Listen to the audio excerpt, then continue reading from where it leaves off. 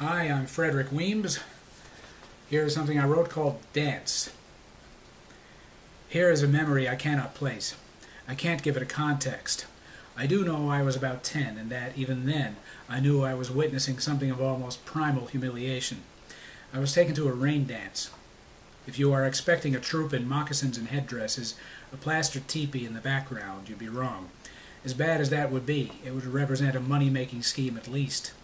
Even souvenirs in the teepee would have indicated someone was making something like a living. But the only shop in the background was a rectangular trailer, and I think it was more a legal office than anything else. If it was a trading post, it wasn't one where cigarettes were sold, little horsehide drums, or rubber hatchets. It might have been a post office. I didn't see the inside. I was in the car.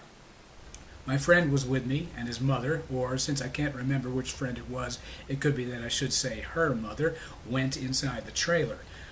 We waited what seemed like 40 minutes in the car. "You're going to see a rain dance," she said as she got out of the car. Long Island is a bigger place than you think. We'd driven east from the dead center of the fish, and 2 hours later we were in a gravel driveway at the split of the fishtail.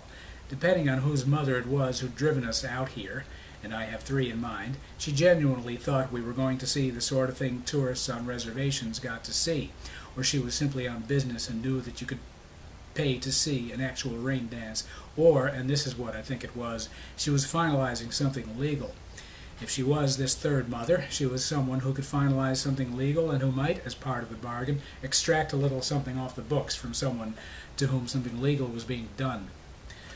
That leaden sky as we peeped out of the station wagon blended dully with the white paint of the aluminum trailer. She'd taken the keys. We couldn't even listen to the station that played Jerry Vale she'd always had on. We looked at the skinny birch trees and stubbly grass. "When is she coming out?" my friend said. I didn't say that at all, but I was thinking that most adults would have allowed us to stand outside the car and stretch our legs, instead of being instructed to wait and keep the doors locked. We always kept the doors locked when we sat waiting for her. I do think it was the third mother.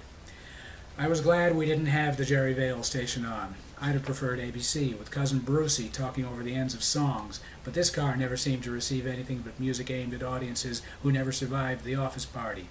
It was the music of locked hotel room doors, shag rugs, and spilt schnapps, the music of her estranged husband, and here we were, unable to get outside to look up at the obscured sun, or to breathe the mildly stirring air of that still place.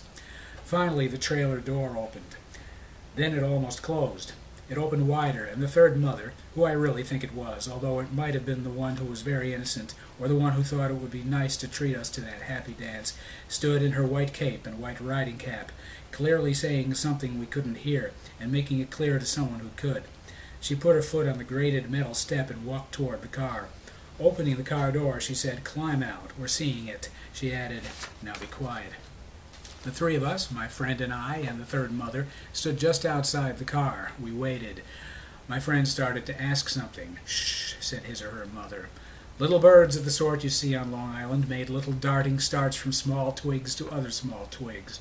I wondered if we'd be standing outside the car as long as we'd been sitting in it. The trailer door flung open. A fat, middle-aged man in a green T-shirt, glasses, and jeans stepped out, stumbling. He had a crew cut. I associated crew cuts with military men, construction workers, and, generally, authority figures.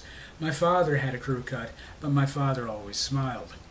This man, bewildered, staggered forward. He looked at her. She reached into her white purse, pulled out a little white change purse, and pulled out some folded bills. She kept them by her side, closing the little change purse as the man tapped one foot on the gravel. He was about 1.5 feet from us, his eyes blurry behind his glasses. He tapped his other foot. He moved slightly to the right, then back a bit, and forward once. He grunted. He half slumped and stood still. The third mother handed the folded bills to him and said to us, "Get in the car." Long Island has white birches out east, and as you drive 75 miles an hour, as you legally could in 1970, they blend into the colorless clouds leading west.